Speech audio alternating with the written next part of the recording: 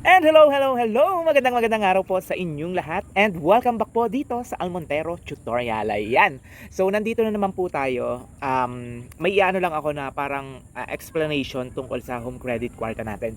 Kasi marami pa rin nagtatanong about dun sa pagbabayad ng home credit. Kung installment ba to, kung one-time process. So, para hindi kayo maguluhan, sasabihin ko sa inyo kung paano ba talaga. Si home credit kwarta, so yan yung ino-offer nila for the cash loan. So, ang pwedeng mangyari dito is para siyang G-credit.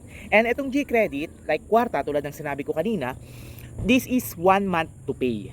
Pero bakit minsan sinasabi ko pag may nagtanong, sir, yung home credit kwarta po ba ay installment? So, madalas kapag ganyan, ang sinasagot ko, pwede naman. Kasi alam ko, bilang gagamit ng kwarta, syempre gusto mo hulugan. So ako kasi, dati, nung user pa ako ng home credit kwarta, talagang gumamit ako honestly and yung offer lang sa akin is 10,000 pesos. And nung nabayaran ko siya, hindi ko na siya ginamit. So, ang ginawa ko dyan is, nangutang ako ng 10,000 sa kwarta, okay? Then pagkabayad ko, pagkautang ko sa kanya, ang minimum due ko noon is 1,000 pesos lang. So ang ginagawa ko, nagbabayad ako na imbis na bayaran ko yung minimum due, ang binabayaran ko ay 3,000, tapos mag-antay ulit ako ng minimum due, ang babayaran ko ay 3,000, hindi ko ginagalaw. Kasi ang nangyayari kasi diyan, dun sa iba, once na nabayaran kasi nila, kaya hindi nagiging effective yung sinasabi nating installment. So kaya hindi nagiging effective kasi yung iba ang ginagawa, pagkabayad, kinukuha ulit nila. So nangyayari, parang bumabalik at bumabalik rin siya sa dati. So ang maganda dito, ang gawin mo, kunyari 10,000 ang kinuha mo.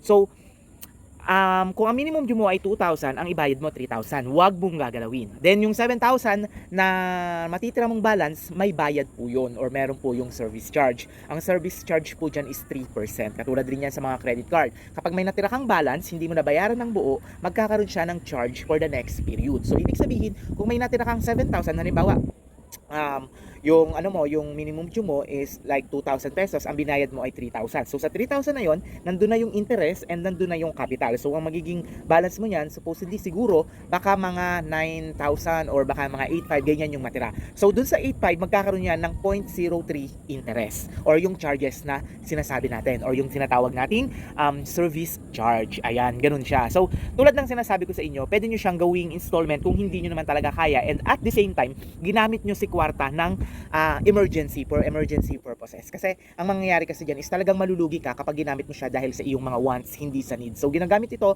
si kwarta kung kailangan mo talaga, and bayaran mo siya ng installment tulad ng sinasabi ko na above minimum para hindi ganoon kalaki yung bayaran mo sa kanila na service charge. And kapag nabayaran mo naman yan, unti-unti nabubuno mo yung capital na hiniram mo kay kwarta. And kapag nabuo na, tsaka mo ulit gamitin. Ganun lang siya, paikot-ikot lang siya. So roll out yung tinatawag yan. Kasi nakakahikayat, di ba? Kapag nagbayad ka, tapos ang nangyayari is nagagalaw mo agad, nagagamit mo kasi nandiyan. Pero pag may disiplina ka sa paggamit, mapapansin mo, ay pwede naman pala talaga yun. Ayan. So ganun lang. So doon sa nagtatanong, sabihin ko na rin, kapag meron kang kwarta na utang or meron kang ginamit, so wala pang isang buwan, 10 days before magpapadala yan ng statement. Kapag wala pang statement, ibig sabihin hindi ka pa umaabot dun sa cut-off or dun sa billing period. So antayin mo lang yung billing period mo. Pero ang tip ko, kapag gumamit ka ng kwarta tapos meron kang meron kang extra funds, bayaran mo na siya. Kasi ang kwarta po ay nag-i-interest siya daily, kung saan ang interest niya ay 0.13%.